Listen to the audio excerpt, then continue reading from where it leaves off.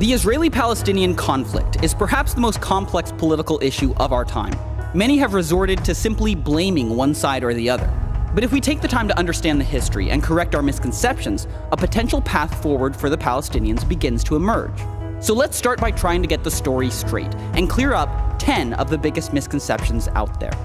Misconception number 1. Israel illegally stole land from the Palestinians. In 1947, the UN voted to give land to both the Jews and the Palestinians. The Jews accepted their partition and legally formed the State of Israel. The Palestinians rejected their partition and attacked. Even after losing the war, the Arabs still had most of the land from the UN ruling. Which leads us to misconception number 2. The surrounding Arab nations actually want to create a Palestinian state. So after the war, the West Bank and Gaza were controlled by Jordan and Egypt for 19 years. During that span, those governments never established a Palestinian state. Instead, they kept the land for their own use. Misconception number 3. The Arab nations want to solve the refugee crisis.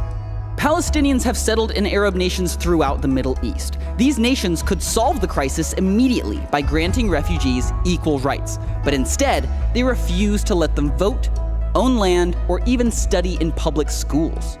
Ironically, the only country to grant them full citizenship rights is Israel, which absorbed 156,000 Arabs after the 1948 war, and even today, Arabs hold seats in the Israeli government and Supreme Court. Misconception number 4. UN efforts are helping to solve the refugee crisis. The UN did step in to provide assistance to the Palestinian refugees, but instead of using their existing agency that helps resettle refugee populations around the world, the UN created UNRWA, which labels every Palestinian as a refugee until a Palestinian state is formed within the borders of Israel. This makes it more difficult for Palestinians to thrive in their host countries and locks them into perpetual refugee status, passing it on to their children, grandchildren, and great-grandchildren, swelling the refugee population from 500,000 in 1949 to nearly 5 million today. As conditions worsened, the international aid started to pour in, which, incidentally, is misconception number 5. The solution is more money. Really? Western nations have given the Palestinians a ton of aid. Even taking inflation into account, they've been given 25 times more money per person than Europe was given to rebuild after World War II. Where's the stable economy? Where's the improved infrastructure? That money sure could have helped, but it was given to some leaders who had a different agenda, which brings us headlong into misconception number 6. Forming a state is the primary goal of top Palestinian leaders. All of this international aid did go to help ease one man's suffering, Yasser Arafat. After his death, accountants hired by Arafat's own family discovered secret investments worth more than $1 billion. That income stream would be threatened if a new state was formed, which gives leaders like Arafat, or Mahmoud Abbas for that matter, a billion-plus reasons to never actually sign a peace treaty. Which leads us to misconception number 7. Israel has a true peace partner. In the year 2000, desperate for a resolution, the Israelis elected Prime Minister Ehud Barak with a mandate to make peace with the Palestinians. Barak offered Yasser Arafat 94% of the land he demanded, except Jerusalem. Arafat flatly refused. President Clinton blamed the failure of the best chance at peace in 60 years squarely on Yasser Arafat.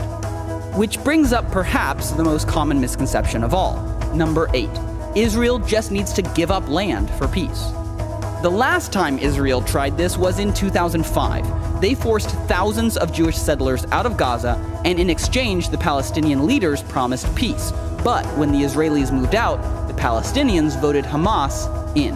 Yep, they elected a terrorist organization who, since taking power, has fired more than 10,000 rockets into Israel. Surprised? Then you've probably bought into misconception number 9. Most Palestinians want a lasting peace with Israel. Some Palestinians do, but they are a minority. For 60 years, Palestinian educational leaders have fed their children a steady diet of hate, idolizing suicide bombers and celebrating death right in the classroom. And finally, misconception number 10. Giving the Palestinians a state now is the only solution to their suffering. This has been the only approach tried for the last 60 years. But these are people we're talking about, and waiting until they have a state to give them equal rights has only made things worse. Currently, Israel is the only nation to grant full rights to the Palestinians within their borders, but by granting them equal rights in every nation where they live, we could immediately increase the quality of life for every Palestinian. Let's be honest, these misconceptions have concealed potential solutions.